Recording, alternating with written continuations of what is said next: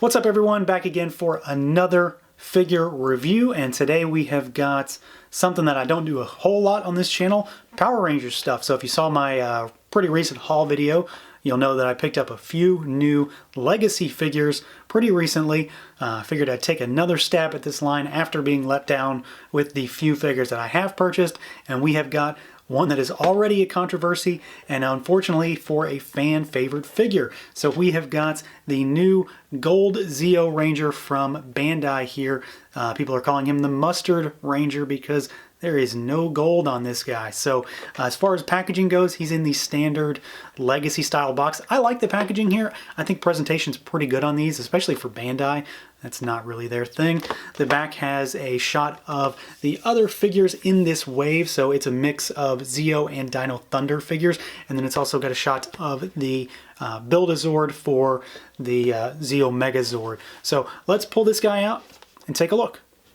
So here he is, the gold ZEO Ranger out of the box, and I have to say right off the bat that I am a bit partial and biased to this particular character. Like I said, this is a fan favorite, not because he's just a 6th Ranger, and 6th Rangers are almost always, you know, favorites just because they've got something special, something extra to them, but because of the history behind this character and the fact that he is ultimately portrayed by, spoiler alert, maybe 20 plus years later, he is portrayed by the original Red Ranger, Jason.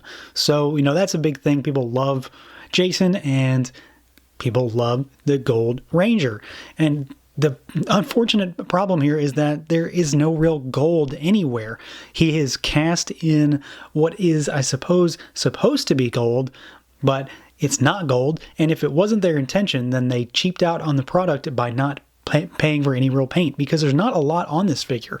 Most of him is cast, and while I think this is maybe a better figure than I had anticipated, the coloration on him is a huge bummer, and I'll get into why here shortly. So let's take a look at the figure itself. If you've got any of these figures, you pretty much know what to expect. The big thing for me is just the fact that it's this particular Ranger. He's got a unique style helmet. He's got a unique armor scheme to him. He's got a really cool weapon, and that obviously plays a factor. So cool factor is a high on this guy.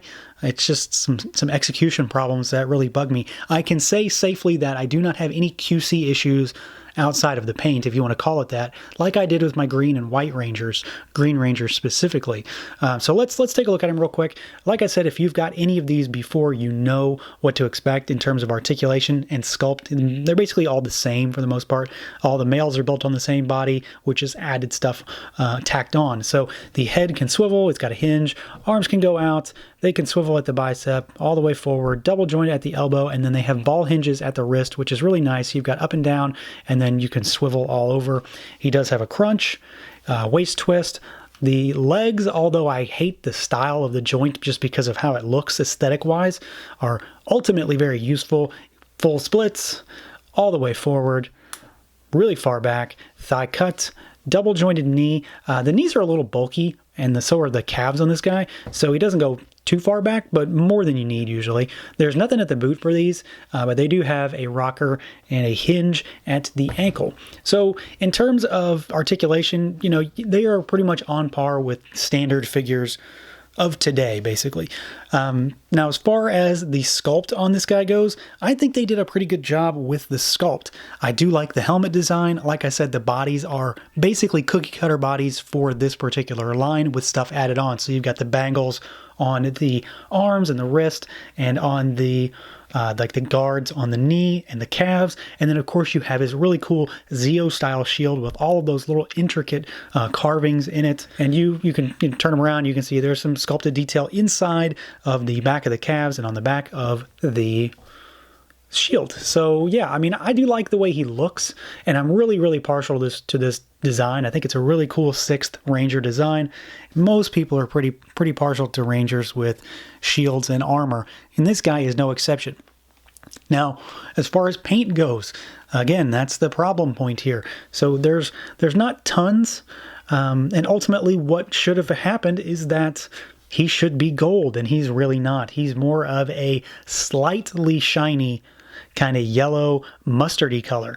And that to me is just a humongous miss. I've seen some really, really good repaints from folks who have taken gold paint and applied it onto the more yellow parts, and he turns out looking really, really good.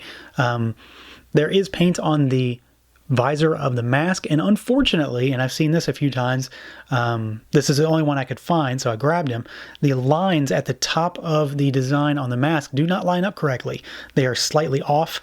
Looking at it from a distance, you can't really tell, but when you're really up close, it's pretty prevalent. So what I'm likely going to end up doing is repainting this guy in actual metallic gold, because I know it's going to look better. And that's what I want. Now, like I said, there is a problem in that because we have other Rangers with gold on them already. Green Ranger is covered in gold. White Ranger is covered in gold. Not to this extent. You know, this guy is the Gold Ranger. He has a lot more gold on him than others. But the Green Ranger has a lot. And here he is. That's gold. 100% that is gold. That whole shield is covered in gold. White Ranger, it's not the same gold, but it's gold, and it's different than the Green Ranger. This is more gold than anything on the Gold Ranger. So I don't understand what they were going for here. I don't really see any excuse for why he's not gold. And ultimately that bugs me, because now I have to put work into a figure that really no one should have. They should have done that from the beginning. So gripes aside, I do like the figure. I think he looks good, but that is a big problem. And I can understand people not wanting to buy this because of that particular issue, because ultimately that's not gold and that's not what the figure, the character is about. But I digress and we move on.